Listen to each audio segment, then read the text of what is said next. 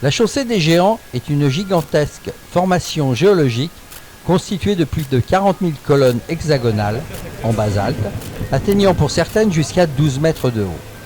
Chaque année, des millions de touristes s'y pressent pour y découvrir l'un des plus célèbres sites de l'Irlande du Nord.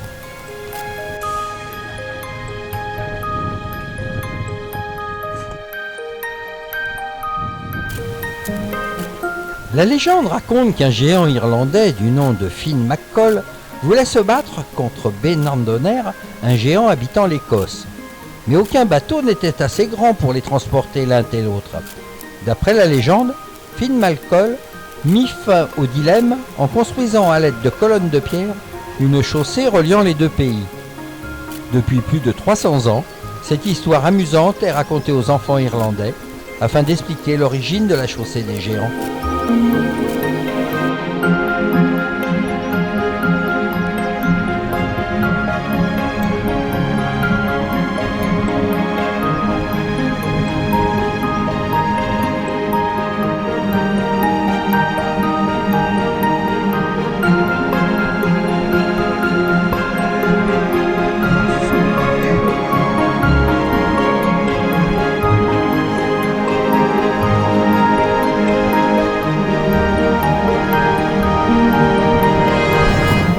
Pas besoin de guide pour visiter la chaussée des Géants. La nature met à votre disposition tout ce dont elle dispose, et ce pour notre plus grand plaisir.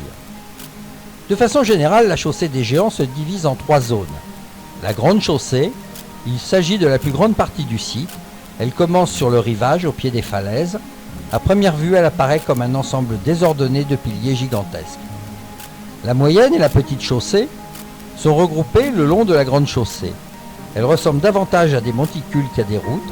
Il est facile de grimper de l'une à l'autre car leur sommet est plat. Attention néanmoins de ne pas tomber.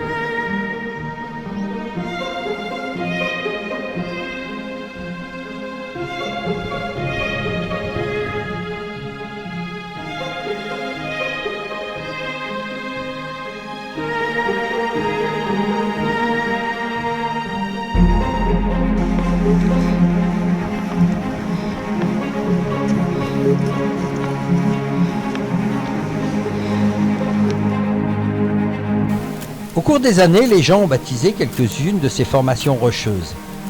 Parmi elles, nous pouvons noter la harpe. Elle est formée d'énormes colonnes incurvées qui descendent majestueusement jusqu'au bord de l'eau. Cette forme rappelle étonnamment la forme d'une harpe. Ou bien aussi la botte des Géants. Cette dernière, en forme de botte, se trouve sur une plage non loin de la chaussée des Géants. Elle mesure environ 2 mètres de haut. Certains ont calculé que le géant qui portait cette chaussure devait mesurer au moins 16 mètres.